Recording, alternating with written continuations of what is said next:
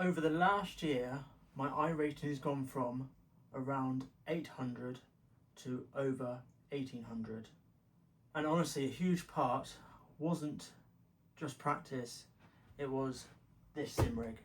So today I'm going to show you exactly what I started with, what I upgraded to, what worked, what didn't, and why I'm thinking of upgrading again. When I first got into sim racing, I weren't taking it too seriously. I had a Thrustmaster T150 with a wheel stand pro. Hardly would call it a rig, being that it's just a wheel stand, and I used my desk chair, and every time I'd brake or accelerate too hard, I would just roll back and then occasionally get moved side to side. But at the time it was great, but looking back with them issues, yeah.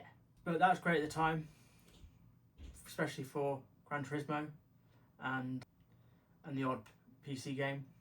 So then I upgraded to the next level racing GT Lite with a Logitech G29. The Logitech G29 turns out weren't much of an upgrade from the Thrustmaster, but I mainly wanted the triple pedals and a better brake, which was slightly better than the Thrustmaster on the brake front.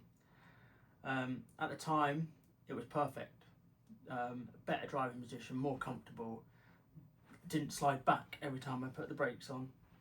I didn't move side to side. Just more immersive in general, and the best part was I could fold it all away all nicely when I weren't playing with it and get it back out when I was, and I could actually leave it out long term as a normal rig if I was using it long term. Then eventually I decided to get into iRacing because I wanted to take sim racing more seriously, so I was getting into it more and more, and it was great. It's good. And then I started watching videos about better rigs, better wheels. Then I upgraded to a fanatec CSL DD 8 Newton meter and a load cell brake pedal. Fantastic bit of kit, but it turns out way too much for the GT Lite in my opinion. Every time you put the brakes on, the rig would lift up. You lose a lot of force feedback detail through the rig, which I didn't really realise at the time. But also because you had to flip the wheel plate round, which meant the wheel base was further away, and because I'm not the tallest person with the longest arms, I had to put a pillow behind back just to be able to reach the wheel again. The problem with the braking and all these little issues, I couldn't be consistent and confident under braking. So, which I always thought I was the problem, but it turns out it was the rig. Since November 2024, I moved to my current rig, the GTPlayer, and instantly everything changed. We had no more flex, better pedal mounting position, better driving position, better mounting for the wheelbase, which was more stable, and the force feedback, so much more detail. Didn't realise how much detail I was losing through the GT Lite. And here's the proof. Before I got this rig, my I rating was down as low as 800 in the Formula series, and now it's up to above 1800. The rig didn't magically make me faster, but it gave me the confidence, the consistency, the better braking control, and the ability to actually improve. What I like about it, big upgrade over foldable rigs, much more solid, handles the CSL DD easily, load cell braking finally feels right, and comfortable enough for long sessions. A good and bad point about the rig, that it has these Bluetooth speakers. However, great in theory, because when they're up to a decent volume, it gives you you can sort of feel the engine in your back. But in reality, the speakers are too loud. The wife complained almost instantly that they were too loud. So I went back to headphones immediately, and also the receiver needs charging, which doesn't last too long. So I always forgot about that. So it's been a feature that I've hardly ever used. Another issue I had is with the pedal fitment. The CSL pedals are a tiny bit wide in their 3 pedal configuration. So there's a point where the pillars come up to the wheelbase, your feet always hit the sides on the clutch and the throttle, and it's quite annoying. And it's never quite comfortable.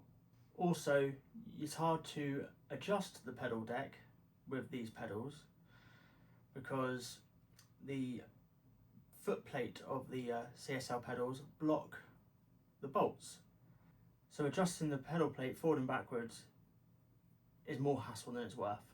One of the biggest issues I've had with the rig is the lack of customization. I would like a keyboard tray to put my keyboard on, a mouse tray to use my mouse when I'm in the rig. I do use a keyboard and mouse lap tray, but when I go into a race I put it down to one side and then the mouse will slide off, and then after the race I'll be looking for it. I can't find it anywhere. And then also I did used to use the gear stick holder for a mouse mat, but since I've had a gear stick, which I hardly ever use, that option is now gone.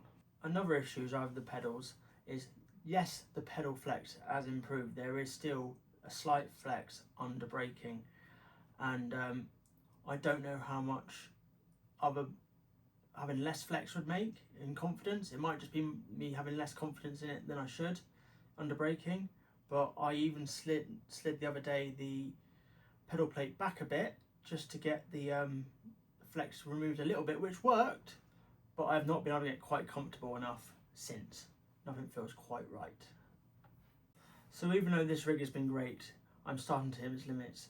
With the limited adjustment, the pedals not being quite right, nowhere to put a keyboard and mouse tray, and no room for accessories.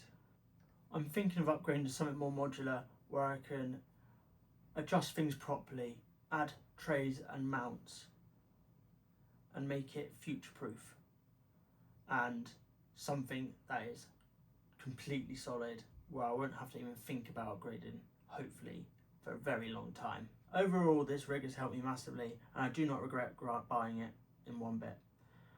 But I just think I'm starting to outgrow it. If I do decide to upgrade, I'll make a full follow-up video with the new rig, telling you what I think. Thanks for watching.